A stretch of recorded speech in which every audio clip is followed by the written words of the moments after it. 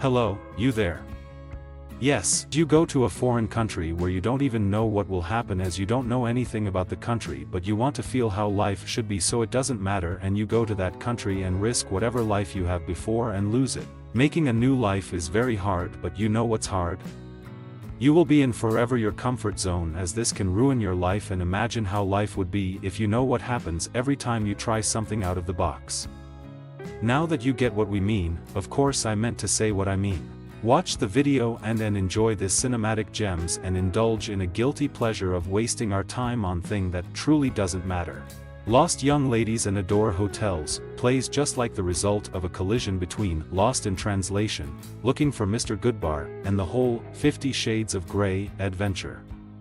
Really, I likely shouldn't say that, since that specific combination of impacts is so strange that it might really bait a few watchers into seeing it on the theory that, in the event that nothing else, the conclusion result would nearly need to be at slightest to some degree curiously. Whereas there are bounty of words that may well be utilized to portray this endeavored combination of reflective dramatization and unusual sex daydream, interesting is one that I am sensibly beyond any doubt will not be advance sent within the course of this survey.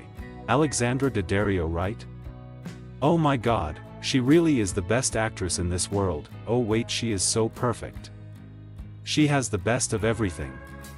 Now I got this huge idea that all her movie, we will put it into this channel. You guys just wait and I'll show you her best scenes in every movie. Are you guys okay with that? Let's go back to the movie. Set in Tokyo, the film centers on Margaret, Alexandra Daddario, an irritated youthful lady who spends her days floating through her job teaching English elocution at a Japanese flight specialist preparing school. At night, she boozes it up with some of individual expat sometime recently going out to discover a modern unusual man to require her to Adore Hotel, a prevalent shape of lodging catering to guests who need someplace to go for a quickie in privacy, for anonymous unusual sex sometime recently, starting the cycle over again the following day. One night, she catches the eye of the puzzling and good-looking Kazu, Takahiro Hira, and with his nature with both the foremost popular work of artist Hokusai Katsushika, you'll know it once you see it, and the zip ties he finds in her sack amid there to begin with Adore in visit, it appears as in the event that he is flawlessly on her wavelength.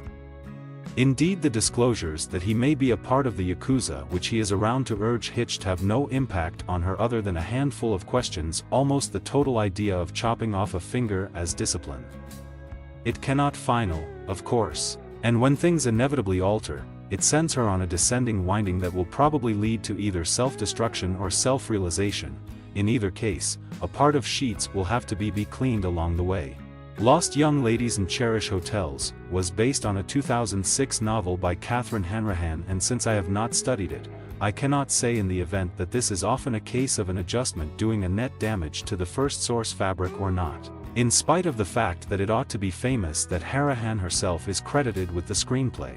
As a dull mental representation of an unmoored youthful lady casting herself unfastened in a arrive filled with individuals she has no association with and connections. That conclusion, when the room rental terminates, Chief William Olson's work is incredibly senseless and shallow. It illustrates all of the enthusiastic mindfulness of a lesser section within the Emmanuel franchise, outside of one exceptionally ungainly scene in which Margaret insinuates to her father, truant, mother, dead, and brother, clear mental issues, we get no understanding as to who she is, what makes her tick, so to talk, or why she takes so totally to Kazu other than the fact that the script requires it.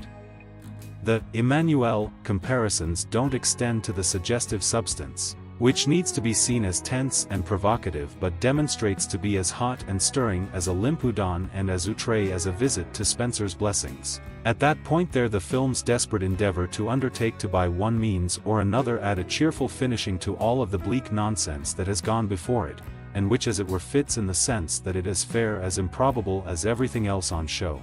Alexandra Daddario has demonstrated to be a striking screen presence in the past, most strikingly on the primary season of True Detective, but is incapable to do anything with the cipher of a character she has been given to work with. She appears nearly as misplaced and unfastened as Margaret, but for totally diverse reasons. In Expansion, she strikes zero flashes with Hira in their scenes together, which is kind of noteworthy considering that the whole story hypothetically pivots on the capable fascination that's implied to exist between them. That said, the greatest casting botch comes with the nearness of Carice Van Houten, the mesmerizing center of Paul Verhoeven's Black Book, and Melisandre from Game of Thrones, within the nothing role of one of Margaret's drinking buddies. As a fan, I was happy to see her to begin with, but rapidly got to be demoralized when it got to be agonizingly self-evident that she was not intending to be given anything of interest to do. Her nearness is so totally unnecessary to the proceedings that you just have to ponder why she bothered to sign on, other than the draw of a free trip to Tokyo.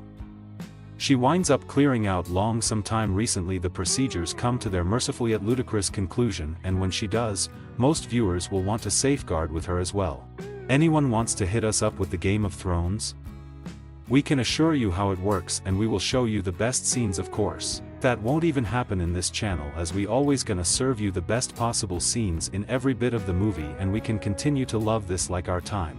Lost Young Ladies and Adore Hotels is as well dull to work as a mental dramatization, as well senseless to work as an energetic sentiment, and as well tepid to work as a hot blameworthy delight.